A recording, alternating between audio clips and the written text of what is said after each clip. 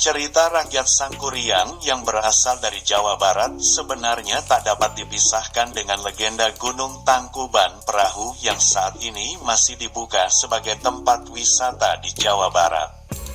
Cerita keduanya bisa dibilang saling berkaitan. Cerita rakyat Sangkuriang adalah asal mula mengapa legenda Gunung Tangkuban Perahu kemudian terkenal secara turun-temurun. Seperti apa cerita rakyat Sangkuriang yang melegenda itu sendiri? Di sini kami akan bagikan untuk Anda informasi lengkap dan menariknya. Kisah ini terjadi di zaman dahulu ketika seorang puteri raja di Jawa Barat bernama Dayang Sumbi hidup. Ia menikah dengan seorang titisan dewa dalam wujud anjing yang bernama Tumang. Mereka memiliki seorang anak laki yang diberi nama Sangkuriang. Sangkuriang sangat gemar berburu ditemani anjing kesayangannya. Namun ia tidak tahu bahwa si anjing kesayangannya tersebut, Tumang, adalah ayah kandungnya sendiri. Suatu hari ketika berburu, Tumang tidak mau mengikuti perintahnya untuk mengejar hewan buruan sehingga anjing tersebut diusirnya ke dalam hutan. Namun karena masih sangat marah, Sangkuriang bahkan menembak anjing itu dan Tumang pun terbunuh. Sesampainya di rumah, Sangkuriang menceritakan kejadian tersebut pada ibunya. Tentu saja mendengar hal tersebut, Dayang Sumbi marah besar dan memukul kepala Sangkuriang dengan centong nasi yang dipegangnya.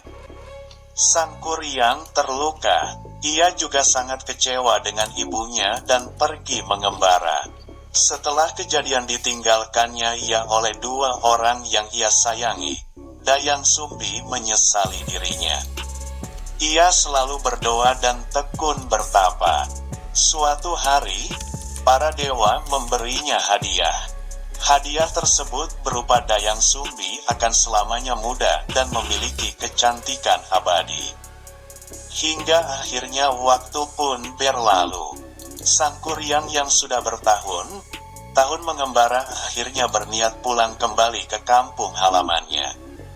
Namun sesampainya di sana, kerajaan sudah sangat berubah. Ia juga menjumpai seorang gadis cantik jelita. Ia adalah Dayang Sumbi. Terpesona dengan kecantikan wajah sang gadis, Sangkuriang pun melamarnya.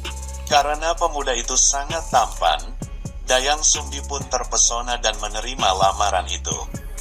Suatu hari, Sangkuriang pamit untuk berburu. Ia pun meminta tolong kepada Dayang Sumbi untuk merapikan ikat kepalanya. Namun Dayang Sumbi sangat terkejut karena melihat ada bekas luka di kepala calon suaminya. Ia pun memperhatikan wajah calon suaminya itu dan memang benar, sangat mirip dengan wajah anaknya. Ia pun sangat ketakutan. Akhirnya, Dayang Sumbi mencari cara menggagalkan lamaran dari Sangkuriang. Dayang Sumbi pun membahas lamaran itu dan mengajukan dua syarat. Syarat pertama, ia meminta pemuda itu membendung Sungai Citarum. Kedua, ia meminta pemuda itu membuat sebuah sampan besar untuk menyeberang ke sungai. Kedua syarat tersebut harus dipenuhi sebelum fajar menyingsing. Sangkuriang yang gentleman pun menyanggupi semua syarat tersebut. Ia mulai bertapa. Dengan kesaktiannya, ia mengerahkan banyak makhluk gaib untuk membantunya mengerjakan semua tugas yang diberikan Dayang Sumbi. Dayang Sumbi tentu saja tidak tinggal diam. Ia diam mengintip apa yang dilakukan oleh Sangkuriang. Ketika pekerjaan Sangkuriang hampir selesai, Dayang Sumbi memerintahkan pasukannya untuk menggelar kain sutera berwarna merah di sebelah timur kota. Ketika warna merah disaksikan di timur kota, Sangkuriang mengira bahwa hari sudah pagi dan ia pun menghentikan pekerjaannya. Namun ia sangat marah karena itu berarti bahwa ia tidak dapat memenuhi syarat yang Dayang Sumbi minta. Dengan kekuatannya, ia pun menjebol bendungan yang sudah hampir selesai dibuatnya itu. Banjir besar pun terjadi dan melanda kota. Ia juga kemudian menendang perahu besar yang dibuatnya. Perahu itu melayang dan jatuh terbalik hingga menjadi sebuah gunung di bagian utara kota Bandung yang sampai sekarang dikenal sebagai Gunung Tangkuban Perahu.